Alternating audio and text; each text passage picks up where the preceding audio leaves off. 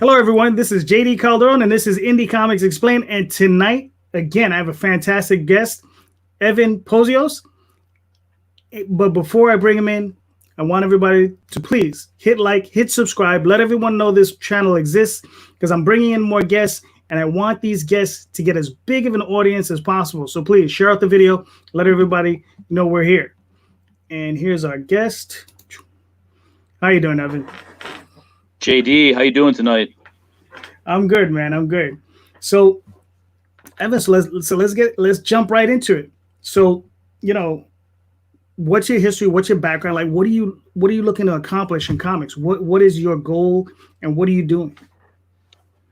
I grew up a spinner rack kid. I loved going to 7-Eleven or the drugstore and checking out mostly the Marvel books, but occasionally DC. And I think in my work, I want to convey that same sense of awe. I want to tell stories, but also create emotion in my reader. Gotcha. Now, what are the like? Okay, so we all started someplace. Like I know for me, it was like Frank Miller's Daredevil. That's why I started. I was like 12 years old. I got that first time Electra when the first time she appeared in that book, and I grabbed that book and I was like, yeah, this is it. This is the book that wanted me to do comics. What was that? What experience was that for you? Like, what made you say, yeah, this is what I want to do? For me, I think it was G.I. Joe number 21. It was silent interlude, written by Larry Hama, and I think that comic book shows people the importance of sequential storytelling. In that there were no words whatsoever, but it was such a memorable story. And as a writer, my goal is to showcase the talent of the artist. I think the art comes first. So when I'm scripting, I do some rough storyboarding myself to sort of make it as visually appealing as possible. Actually, today, being such a G.I. Joe fan, and yesterday being my birthday, my girlfriend picked up this awesome vintage G.I. Joe lunchbox. So that's awesome. That was, yeah. Shout out to my girlfriend. That was really awesome. All right, cool. So now, what got you interested? So you say you do your own storyboarding. So obviously, at some point, you were thinking of being an artist. Is that the case? I definitely wouldn't go that far. I mean, my artistic ability is quite lacking. However, I think having the concept or knowledge that the artwork is so important to the storytelling, you almost have to, as a writer, incorporate that in some manner. So, I mean, even if it's as something as simple, literally, as stick figures, from panel to panel, putting that down and seeing how things play out, it is extremely important to me. Gotcha. Now, so now, like, when you're actually writing and constructing a story for yourself, like, and you're going to present it to an artist, do you do full scripts? Do you do like Marvel style where it's a little bit looser and you let them decide, the flow of the story, and you maybe come back and script later? Do you do some kind of weird amalgamation of the two? What is it? What is your process? It's pretty cool, actually, because the process for Time Grunts and the process for Johnny Phantasm are very different. Time Grunts is the full script, traditional, some might say, form of making a comic. Originally, Time Grunts was going to be a movie script. I took one of the Robert McKee screenwriting seminars out in LA, and I had plotted beats for a 3-act movie. And basically what I did was transfer those beats over to the script format. Whereas for Johnny Phantasm, I'll write little vignettes, short stories, even poems, and send them to Patrick, and he will do all of the storyboarding himself, and we'll go back and fill in dialogue and narrative text. All right, cool. And I love doing both. I mean, it was a little scary at first working Marvel style because you really don't know what the artist is going to produce. But when you have somebody the caliber of Patrick, turning in work, you can kind of rest easy. And actually, Marvel style is much easier for someone who's working full time but also creating comics. Mm. So you did both styles. Now, when you first so Time Grunts, you did full script, right? Yes. And then was it Johnny Phantasm? You did the Marvel style. Yes. Okay. Now, so for Time Grunts, let's unpack it a little bit. Like Okay. what, like when you handed the artist a script, do you do a full page breakdown with panels, or do you do just page by page and you let him figure out the panel display? I mean, how do you work that one out? Yeah, I'll break down the panels myself. Mm-hmm. Um, I'm lucky enough to have worked with Alex Sanchez, who's worked for Marvel, DC, IDW, Dynamite. So usually, if he wanted to make a call in terms of any sort of artistic recommendation, I would nod to him. He's the Mm-hmm. experienced one, and he's the trained artist. So I think it's walking a tightrope. You want to convey to the artist what you want, but you also want to give them, enough leash for them to, utilize their creativity and their talent. Mm-hmm. Gotcha. Now for the other one, right? Um, Time Grunts. So you that one was done with a little bit of a looser style. Now, how did you break that down for the artist? Did you have a conversation? Like Stan Lee, there came a point he was just having conversations with his artist. He would be like, Jack, just do this, and X, Y, and Jack would run off and do whatever. Yeah, I would have. So how did you guys work that out? yeah. For Johnny Phantasm, Patrick and I, very similarly, we would have very loose discussions, throw ideas back and forth, um, and then I would send him a series of essays that kind of created mood, and conveyed what we were going for in terms of story, and then he would kind of run with it visually, and we'd go back and then connect the dots with narrative text and dialogue. Okay, cool. Now, talk to me about the now. Obviously, you have a couple of projects already running. Like, how did you get from point A to point B? Like, how did you get from kernel of idea, right, to saying, okay, I'm going to do this, and then seeking out an artist? Because all of those points, I mean, those are big steps, to make, to go from point A to point B. So how did you go from, okay, I'm going to do this, to doing it? Gotcha. My origin story is pretty interesting actually, but first I'd have to say, I mean, and you'd probably relate that any writer has to have something burning inside them that they have to get off their chest, Mm-hmm. and it can be something that is serious or something that just an idea that they've been, having for quite some time. Um, but for myself, I said earlier, I wanted to convey sort of emotion with storytelling. And I think a good writer takes elements that they like, they enjoy, and then incorporate that fire inside them. So for Time Grunts, I grew up watching old war movies with my dad, and of course I said I love GI Joe, so I wanted to, recreate sort of that old war movie feel and that tight yet knit unit of GI Joe. But then also, at the time I was dealing with an issue of, wanting to go back to try and change the past and what the ramifications, of that would be on a personal level. And so there's a lot of it's a fun story with a lot of action, but there's also a lot of emotion in it, and Mm-hmm. I'm pretty proud of it.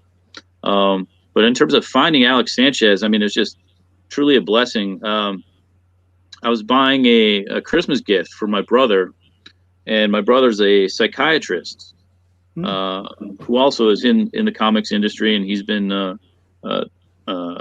doing presentations at cons for about a decade. But I wanted to get him a gift that had something to do with Arkham Asylum, with him being a psychiatrist and him being a Batman fan. And I saw this artwork called Joker's Asylum, and it was a one shot that Alex had done. and I was just astounded by the work. And he had some original pages for sale, and I kept asking him for a certain page, and he'd say, "No, I don't have that one. No, I don't have that. No, I don't." And it sort of bothered him ad nauseum, and worked out something where I purchased a page, and then I followed up, and I said I had this little ash can comic that I've never written a comic, but I'd like to give it a shot. And he had no projects for a couple months, and he said, "Let's give it a shot." And I mean, he's been awesome to work with ever since. We're great friends. I went to his wedding Nice. in September. But yeah, he's the one who really gave me my shot, and taught me so much, and really just a blessing. Got you. Now, but how did you get? Right, so that's how you met your artist, and that's fantastic. Now, how did you make that leap from being like, okay, you see where Alex was at? He's sitting behind that table, right? So Right. now you're in front of that table, right? Now, where did you? Because there was a point before that, right, that you said to yourself, "All right, man, let's, suck it up and let's get on the other side give of it the a table." shot. Right. Yeah. What was the impetus for that? Because I mean, I've been there plenty of times.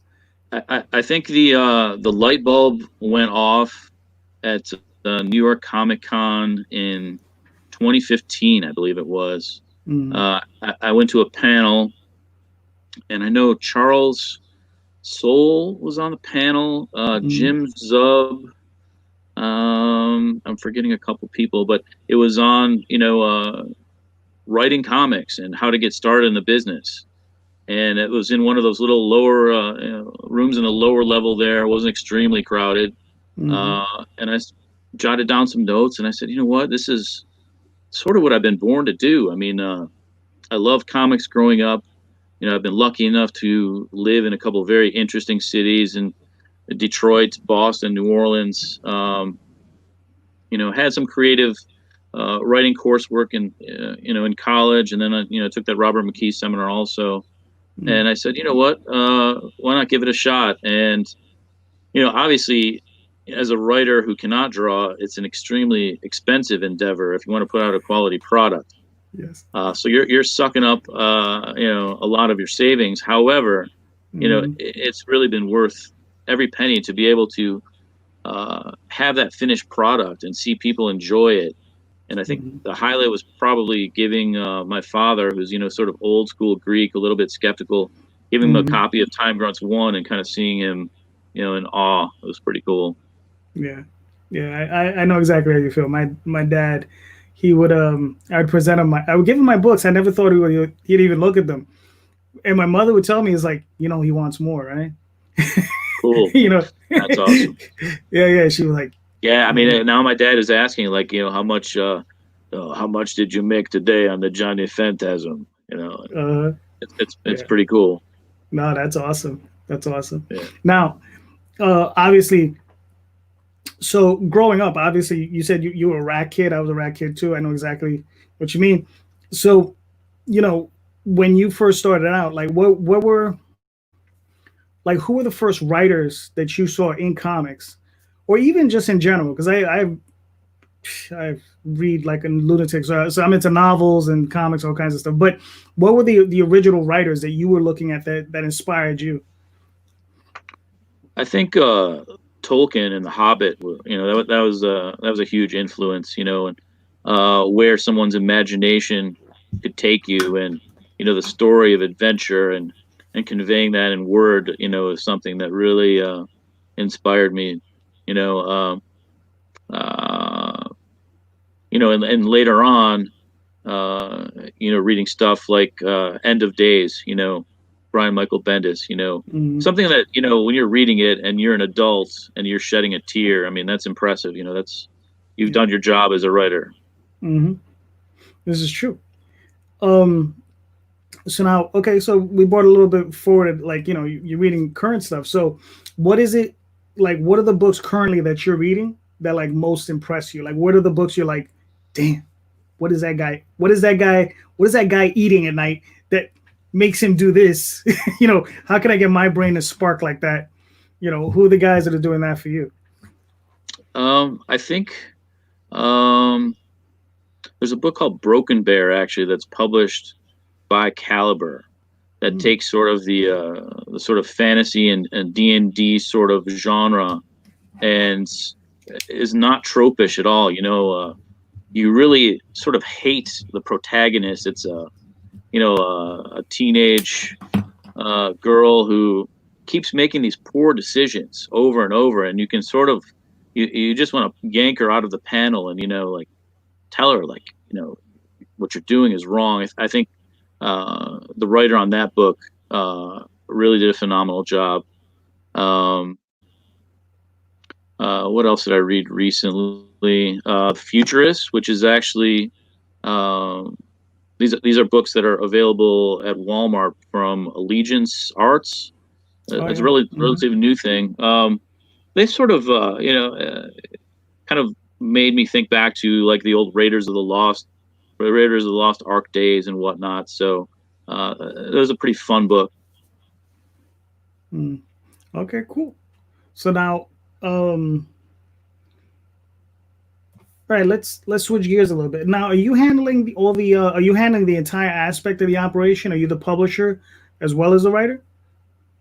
No, Time Grunts is published by Caliber Comics, and like most indie folks, you got to get your work out there, self-publish, go to shows, meet and greets, and that's actually a great story. I was at Grand Rapids Comic Con, basically as just a fan to go see Jim Steranko, and I brought a couple of copies of a Time Grunts trade that we'd created, and I see this guy dressed almost like Constantine, cosplaying, and it turns out he writes a book called The Shepherd. His name's Andrea Lorenzo Molinari, and a great book. The Shepherd also, if anyone out there is looking for something that's entertaining and also very moving, pick it up. But I showed him a copy, and we pitched it as sort of the Dirty Dozen meets Time Bandits, and he saw the artwork, and I think we were signed within 2 months.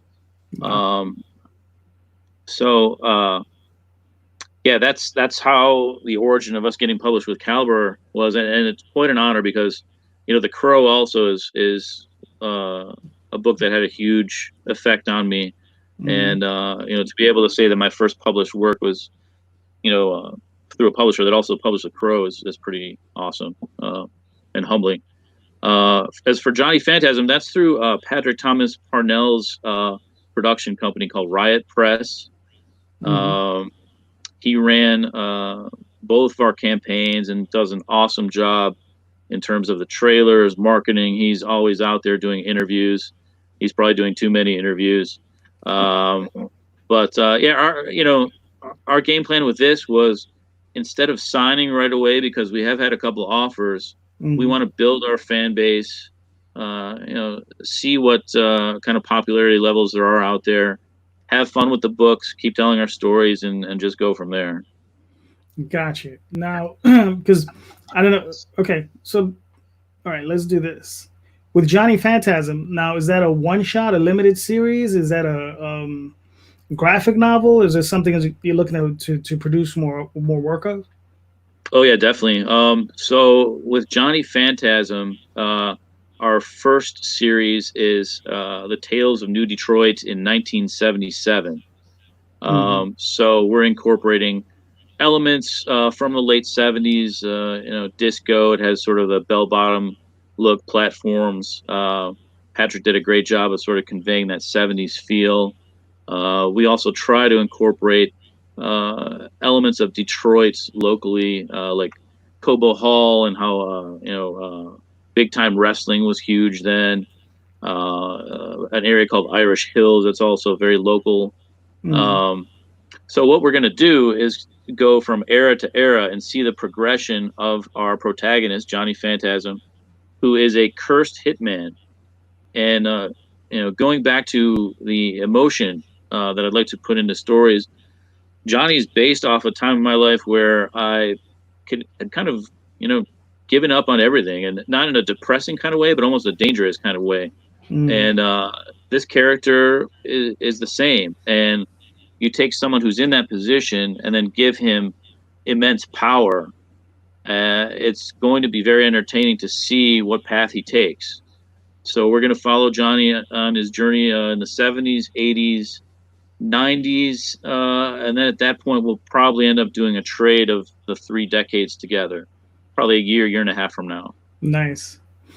But yeah, Patrick already has almost all the artwork done for Johnny Phantasm Halloween 1985, which we're going to have on Indiegogo in August. Awesome. Yeah. Now, getting into now, okay, so let's talk a little bit about Time Grunts. So Time Grunts is that a complete story? Yeah, Time Grunts is a 2-volume series, but it's a complete story arc. If you're interested in the individual issues, they're available digitally on Comixology. But yeah, we see the progression basically of a small unit of Allied troops who, late in World War II, stumble upon this Nazi time travel base. And the Nazi goal is to alter critical events in the past to their favor to change their outcome in the present. So they've kidnapped a American professor who specializes in both history and statistics, predictive analytics, and she's pinpointing certain points in time that, if changed, would alter the course of the war. So this group of underdog time grunts has to go back in time and try to stop them. Nice. Now, is that full color or black and white book? Full color. Colors by Patrick Thomas Parnell, who's the illustrator for Johnny Phantasm. Nice. Awesome. Now with Johnny Phantasm, I know you guys, because I saw you guys signed up with the Alterna Comics printing partnership program. Yes. So So because I found that like very interesting, because that means you're going to be printing on newsprint. Yes. Yeah. So which is really cool. Now I was just wondering, like, I don't know how much you would know about the process that maybe the artist went through to prep those colors for that process. I mean, I don't know if you can speak to color process. I'm not too sure. Obviously, the books are going to look a little bit different than if you'd use standard format. But we felt that the newsprint paper sort of gives it that classic throwback feel.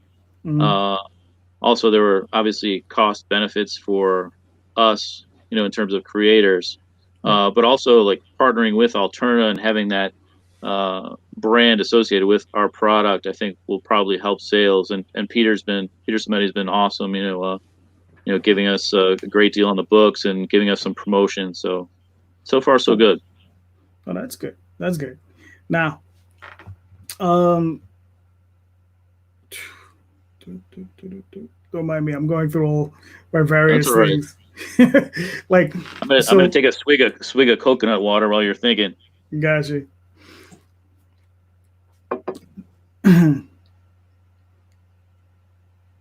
Now, going through the process of writing these stories, like, where where you're at now, right? You're doing your campaigns. Where are you looking to see yourself maybe in about a year or two from now? Gotcha. I think a year or two from now, keep on building a fan base for Johnny Phantasm. I'd love to start working on Time Grunts volumes 3 and 4, which are outlined.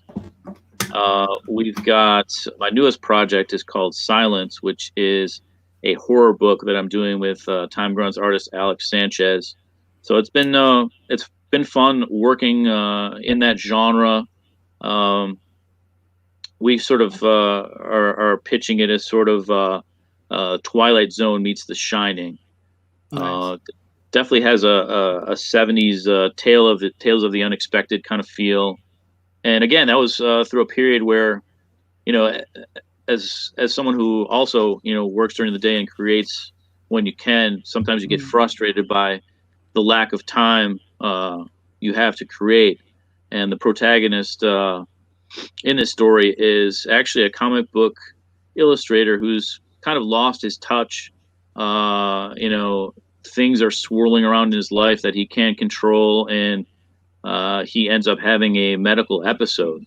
And we're sort of follow what happens to this protagonist afterwards, and it's fun, it's scary, and hopefully there's a little twist at the end that people don't see coming. Nice. All right, cool. Now, how many more books? Like, I mean, currently, obviously, you have 3 projects you're rolling with. How many do you have? Any more projects you're looking at? Like, because obviously, you know, we're all creators, you know, we're all writers, and we're all not mentally stable. So we're like, oh yeah, we'll do 20 of them, no big deal. Yeah, so. I mean, I think, you know, my goal is to have these 3 projects completed, take a step back, sort of enjoy promotion. But, you know, like every writer, you probably have your notes section of your phone filled with different ideas. And, you know, I've written some short stories that will definitely turn into comics in the future that I can't wait to complete. So, and you know what I do enjoy as well is sort of looking at different artwork. And you know, I worked with Patrick on Johnny, to sort of give myself experience working with someone else, a different style. So for a couple other ideas, I'd love to start looking at, you know, some other artists as well. Gotcha. Now, okay, so you met one guy at a convention, right? Where did you meet the other guy? Patrick and Alex were good friends at the Kubert School in Jersey. And you know, I was doing time grunts with Alex, and you know, he had some time commitment, so he couldn't, you know, do the color himself. And he said, I've got, you know, this good buddy who's, you know, done all kinds of illustration, color work. You know, Patrick's been also an instructor at Ringling down in Sarasota. So he did a test page, and I loved it. And you know, we started talking on our own, and Patrick also, similar to myself, we're getting sort of a late start in creating our own comics. But, you know, as I said, it's better late than never. And he also has some things burning inside of him that, you know, he wanted to get off his chest. So it was good timing that we worked together. And you know, he's extremely talented. I would say, you know, his pluses are he brings supreme energy to the page.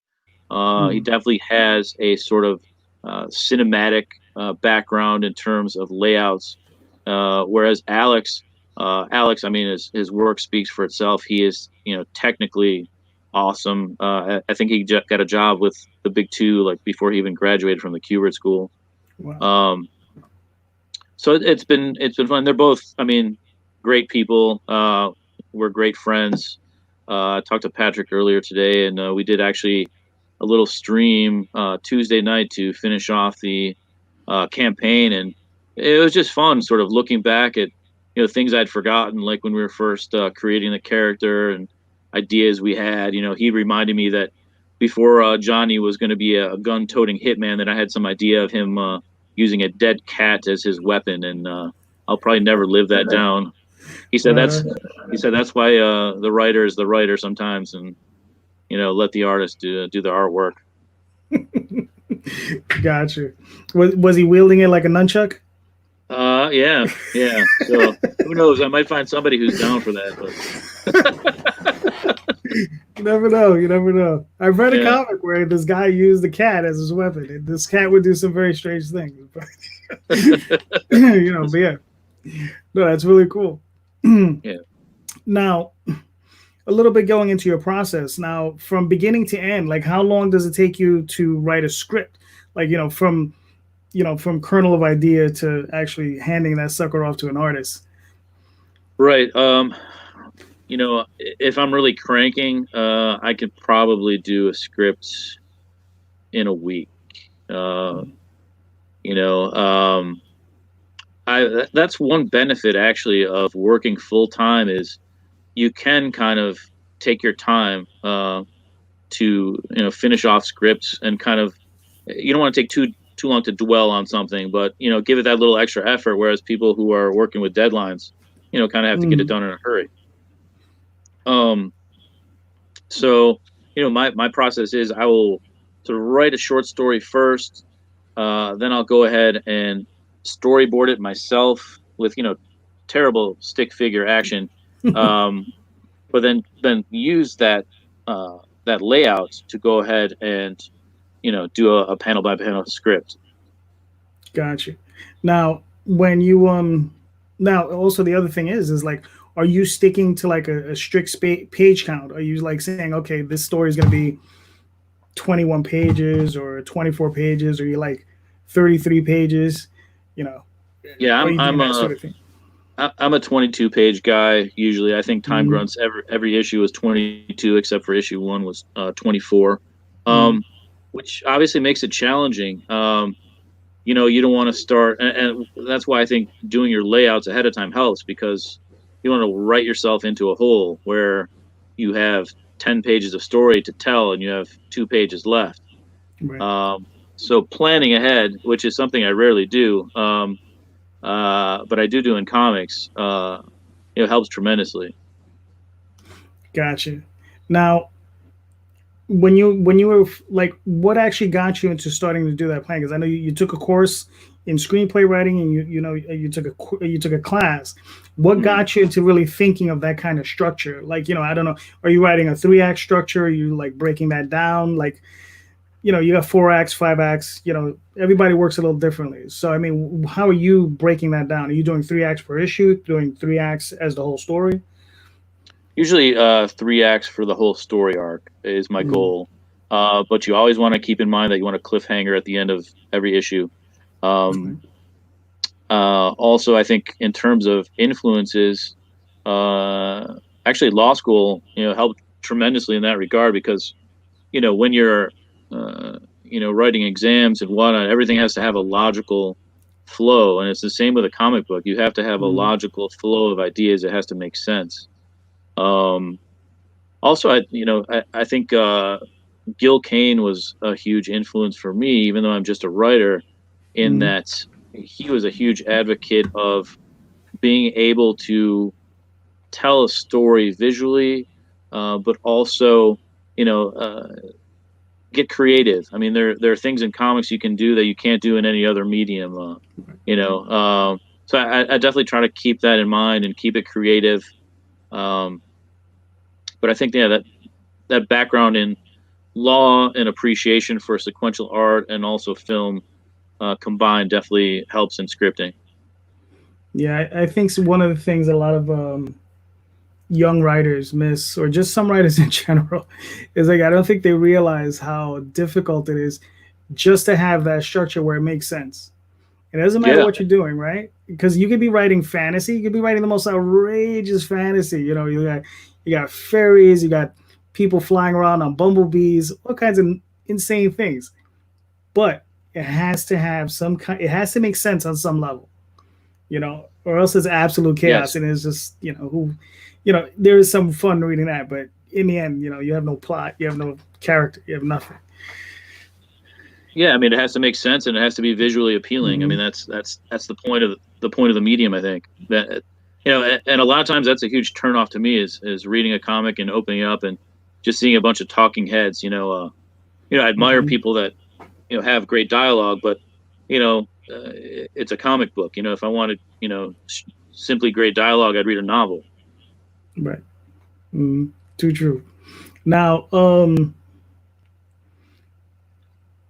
okay, so let's talk a little bit about you said you've written short stories, though. You've written in prose. Nothing published, but Mm-hmm. going back to, I did my undergrad at Tufts in Boston, and Mm-hmm. first one of my first courses was creative writing, and you know, being from the Midwest, sort of being a homebody as a kid, you Mm-hmm. get a little homesick out there, and sort of that creative writing class was sort of an outlet for me to kind of get some things off my chest and open up on the page where maybe I didn't open up as a person. Gotcha. Now, one of the questions I always like to ask, especially writers, is what do you find more difficult to write, prose or comics? Obviously, they're different, but which one would you say is a little bit more challenging for you? Because it is different for everybody. I think comics are more challenging. Mhm. I think matching, your prose to the panels. I think the biggest tip I would give new creators is don't be afraid to delete. If you have something that does not match your panel, does not match your story, delete it. Let the art tell the story. Mhm. But for me, prose. I mean, there's nothing I love better maybe than after a late night at work, sitting down and just pounding out some ideas that are in my head. And that has led to ideas for comics, and that's usually the manner in which Patrick receives ammunition for Johnny Phantasm. But comics can be tough. I mean, particularly dialogue. A book like Time Grunts, where you have so many characters that you have to initiate the reader to, and Mhm. we try to visually make them look distinctive through certain cues, but also in terms of accents, things they would say. You really have to be spot on. I mean, if you want to do it right, not half-ass the product. Gotcha. Yeah, I mean it's difficult, or it can be, especially if Yeah, you don't plan it out correctly. yeah. Mm. Now, so you've done so far one campaign. You haven't done. You didn't do a campaign for Time Grunts, just for Johnny Phantasm. Yeah, we've done actually two campaigns now for Johnny Mm. Phantasm. The original we started last March, Mm. and the campaign we fulfilled, I believe, in November or December of last year. And that was the 77 book. But with this new campaign, we have a more polished look. We hired Andrea Molinari as our editor, so he's worked Mm. for Caliber, Scout, Amigo. Right. We also added 10 pages of content, and Nice. basically our plan was to break the book into three 24-page issues that we could then have ready to pitch to different publishers. Mm. And so we had this done already, and everything happened with the pandemic and Diamond being shut down, and we said, you know what, let's put this on Indiegogo and see how we do. And we were just trying to get back our printing costs and shipping, and Mm. I think we hit just over 8,000 when the campaign ended yesterday, and in one day on In Demand, I think we sold over $600 worth of books. So Nice. so far so good. So far, so good. Now, as far as I know, so here's something that you mentioned it earlier. It's a very expensive endeavor for us as writers, right? So Yeah. um, now the deal you obviously have with your artists. I'm not looking for numbers, but what I'm looking for is, like, have you come anywhere near close to recouping your costs on what you've so far spent? Uh, the short answer is no. Um, Okay. but you know uh, a better answer is with Johnny Phantasm. Yes, Mm. we're getting into that range now. And with Patrick, he's been just aside from being a tremendous artist and a great guy, he is a workhorse. And Mm. if you get a chance, check out his channel, Riot Press Productions. He's always doing interviews on Sundays at 1. Mm. I think it's called Sit Down Sundays. We're going to start doing a late night Tuesday night show, basically just talking about Johnny, but comics process in general. Right. Um, but I mean, he's a salesman. He's good. He knows it, and he sells it. Mm. So I can't thank him enough for pulling the cart more than his share in terms of this campaign. Sounds good. Sounds good. Yeah, because I mean, that's one of the things is like, you always hear, because when I started out forever ago, I met some people at shows, and they were telling me how they literally put they I think they own their house and they mortgaged their house just to get the financing. Yeah, I was like, oh Jesus, Yeah, I mean, they've Yeah, got the love. More power to them. They've got the love. And yeah, that's the thing. Like anything, you have to be passionate about what you're doing, and not even really consider, the financial impact. Tell the stories that you love, put mhm. out the best product you can, and don't try and cater to a certain audience. Cater to what's in your heart, and good things will happen. Oh yeah, definitely, definitely. I mean, so yeah, so that's interesting. Like so when you okay, certain writers will give you certain advice, right? Um, you have some guys that I consider to be hacks. They'll tell you, listen to your audience and write what they tell you, right? That's terrible. That's terrible advice. I agree. I agree. Because I'm like, no, write what you want to write. Yes, Tell the story. your work will find an audience. Right. And if it doesn't, hey, you tried, and hats off to you. That's the thing I think also that's really, you know, hits home is, when I'm long gone, Time Grunts and Johnny Phantasm are still going to be there for people to enjoy, Mhm. and my name is on there, so nobody can take that away from me. Exactly. Now, the other piece of advice that I sometimes that because I want to get your opinion on this one because this one I find interesting was write to someone you know that you respect. So it's someone, and that's even necessarily respect. Like, who was it? I believe it's a guy who wrote Narnia. Was it Narnia? I forget. But he created the story for his nieces and nephews. Okay. Okay. So like, have you ever, like, when you write, obviously we've already like I'm a very much of the mindset of write for yourself. But have you ever written a story for somebody else specifically? Like, it could be your wife, could be your girlfriend, could be like niece, nephew, whatever. Have you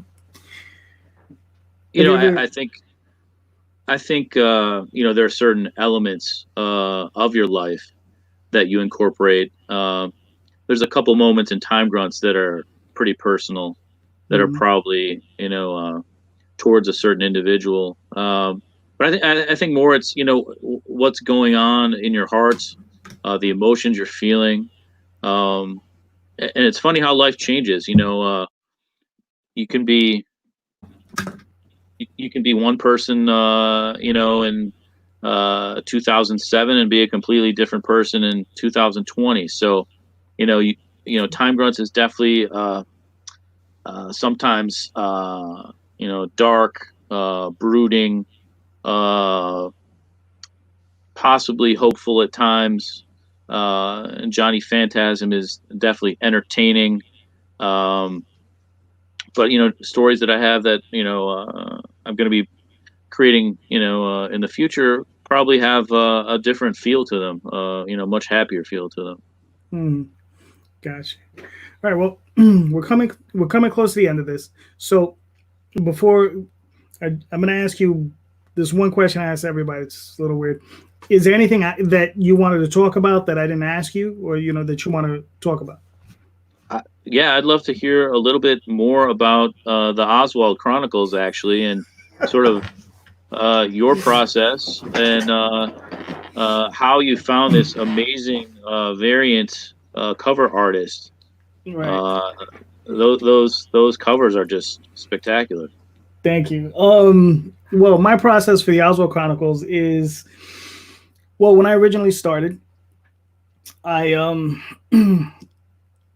it was originally all in prose because I was writing. I originally started just completely all in prose. I just would just write the stories, and they were all supposed to be one and done stories. So they were supposed to be short stories, very encapsulated, and I would print those and just get artists to do illustrations for them.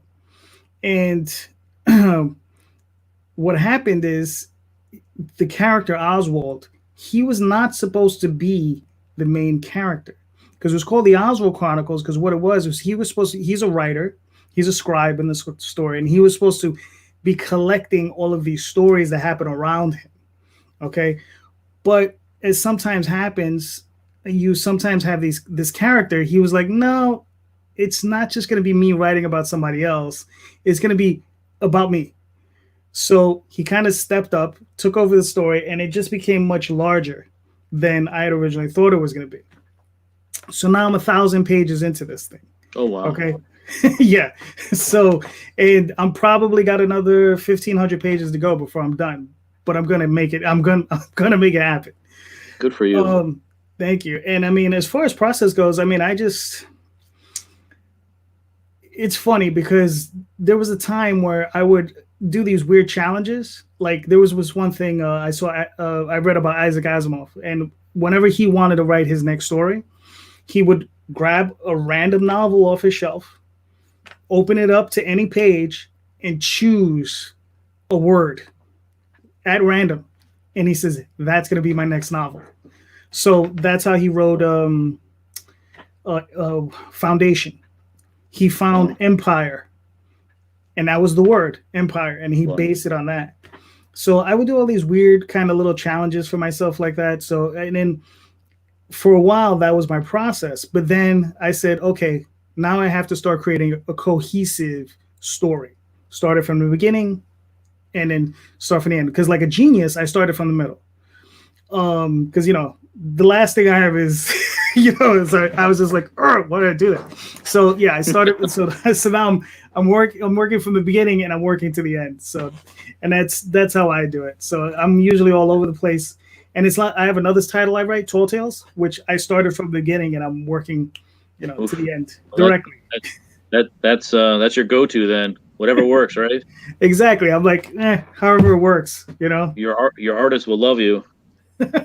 Yeah. Well, I give them. What's funny is I give them scripts, right? With the way I work is some weird amalgamation between Marvel and DC. So I write a scene, I write the script, and I write all the dialogue for them, and then I write. For me, one of the most important things is people's reactions on their faces. So are they smiling? Are they not smiling? Because I'm also a child from the '90s, and I remember many comics where everybody was just and I was and then you would just see word balloons, and it didn't matter what was coming. It didn't matter what was coming out of their mouths. They all look. That was always a look on their face. So yeah. So it always made me laugh, and I was like, "No, that's not what I want." So I was like, smiling, sad, happy, so on and so forth. And so I was. That's something you're self-publishing right now, right? Oh yeah. Okay. And I had, I think 2 offers to go with publishers, and I turned them both down. One of them was because they made me an offer, a cash offer. I just didn't like the deal, so I was just like, no. Yeah. And then the other one, that's definitely encouraging, though. Yeah, and then the other one was just they couldn't do anything for me that I couldn't do for myself. Yeah, I mean that's where it's getting to be, and I think you're going to see more and more creators see their light bulbs go off and say, hey, let's try and crowdfund this ourselves, self-publish, and see where it takes us, build a fan base, and then if you want to, you can approach a publisher and say, hey, we've got this product, it's proven, we've got fans. It gives you a little bit more clout, a little bit more leverage, and also gives you the time to polish off the book that the way you want to. Oh yeah. And to answer the other part of your question, where I met Donnie. Yes. So I'm on DeviantArt all the time, and I'm constantly scouring that site looking for people. And one of the things I saw, Donnie had popped up somewhere, and I was like, "Oh, this guy's stuff looks nice." And he was doing like Batman pages. There were sample pages for DC. He was doing tryouts, and I was like, "Wow, this guy's stuff is really nice." And I was just like, he's probably going to be expensive. I said, but let me reach out to him. So I contacted him. He's a little bit higher than what I'm used to paying, but not monstrously. So I was just like, yeah, I could do that. And I was like, let me do it before he gets snatched up by Marvel or DC, because he's going to get snatched up at some point.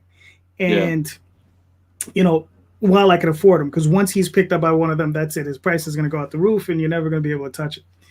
So yeah, and yeah, Donnie's awesome. I mean, Yeah, you definitely know, for anybody out there watching right now or in the future, go to the Oswald Chronicles Indiegogo and check out the alternate covers by Donnie H. They are impressive. yeah. And I mean, the one thing that I did with Donnie was because those issues were already done, and they have the original covers by Jade Gonzalez. That's the series artist, and she's Mhm. incredible.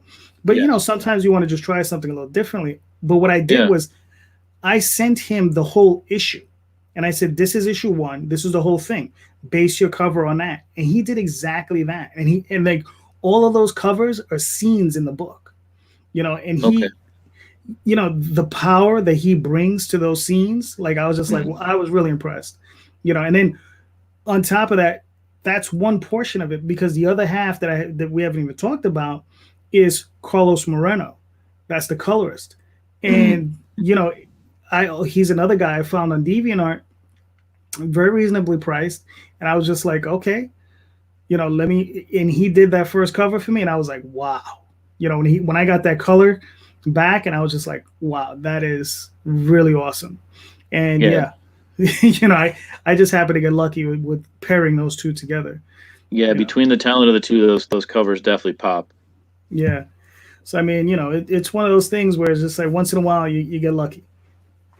But you have to look. That's the only thing is like, you have to really look for your artists. You're gonna try to pair up with people. That's Yeah. the one thing I For, definitely su- advise. for sure. I mean, and that's why I chose Alex Sanchez to do Silence. Is he has a background in horror. He has a passion for horror, and I knew he would bring that darkness to every panel that's necessary for that story. Mm, yeah. No, I mean, yeah. I mean, those guys that you have working for you are very impressive. Because I was looking, I was Thank really checking out Johnny Phantasm. And I was like, wow, those covers are awesome. And I thank you, mean, yeah, those are really good looking books. I haven't had a thank you, chance to really look at Time Grunts, but I'm definitely going to look into it. thank you. Um, but yeah, so Evan, we're not done, but I want you to let everybody know, where can they find your work? Like, where can they find you on social media, all that stuff? Sure. I am on Twitter, also on Facebook. Time Grunts and Johnny Phantasm are also both on Facebook, and Johnny Phantasm has a brand new Instagram site. Um, and you can find Time Grunts books anywhere: Amazon, Walmart, Barnes and Noble, or at CaliberComics.com. And Johnny Phantasm, Tales of Detroit 1977 are in demand on Indiegogo right now. We've got a limited number of books left, so hurry up, run over there, and snatch them up. Nice, nice. All right, so like I said, we're coming close to the end, but I got a few more questions for you. So these are Okay. my oddball, All hopefully right. fun questions. All So right. I'm used now, to oddballs, so fire away.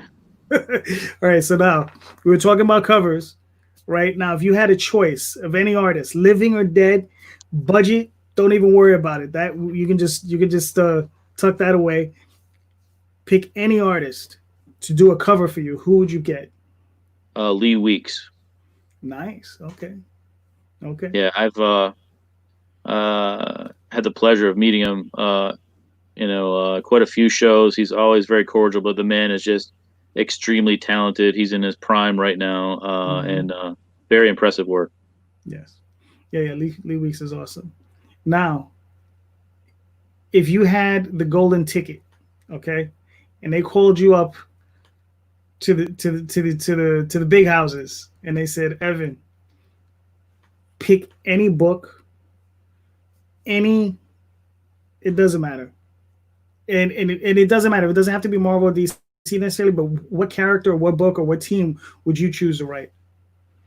I get that question quite a bit, and my answer usually is, I grew up loving Marvel and DC and their characters, but there's nothing quite like creating your own and sort of playing with your own toys and your own sandbox. So that would be my first answer. However, uh, Black Adam is a character that I think really hits home with me.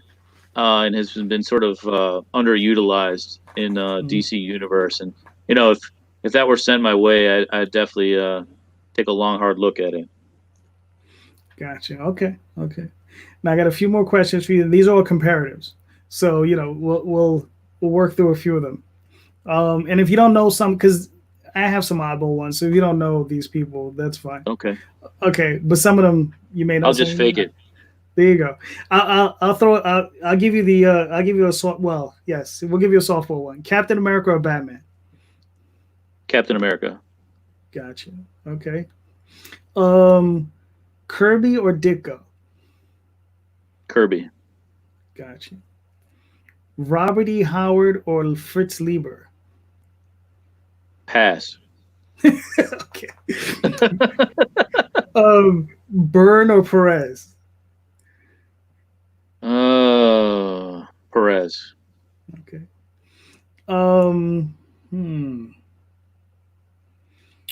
Lord of the Rings or Star Wars?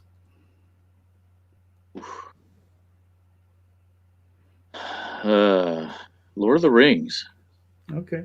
Okay.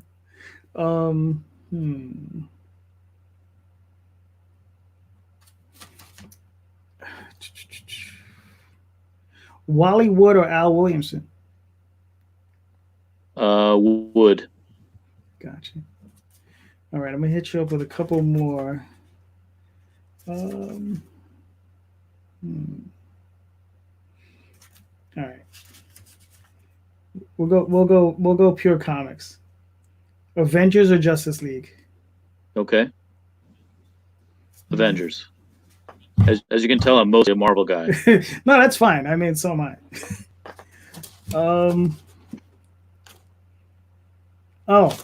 Buffy or Supernatural? Can I say neither? Oh yeah, that's fine. That's fine. Right. Like I said, I have a ton of these, and it's hard to see where everybody's coming from. Because I also have you have any interest in anime? Not so much, no. Not so much. Okay. It's weird though. Like as a kid, it's not necessarily anime, but do you remember Battle of the Planets? Yeah, that's anime. Yeah. Okay. I dig that for sure. Yeah. Battle of Planets was awesome. Yeah. All right. Hellboy or Usagi Yojimbo? Neither. Neither. Okay. All right. All right. We'll leave it at that. All right. So thank you everybody for showing up. And so one more time, Evan, let everybody know where they can find you and where can they find your work. Sure. You can find Time Grunts at Amazon, Walmart.com, Barnes & Noble, or CaliberComics.com. You can find Johnny Phantasm in the Tales of New Detroit 1977 over on Indiegogo. It's currently in demand for a limited time. And for those who don't know, it is Beetlejuice meets Scarface. It's a lot of fun. So thank you so much, everybody. Hit that like, hit that subscribe. Let people know we're here. Share out this video, and I will be talking to you soon. I'll be bringing you more awesome creators. Go check out Evan's work. It's awesome. I'm going to be picking up Johnny Phantasm, and I'll be talking to you soon. Take care. Thanks, JD. Thank you, Evan.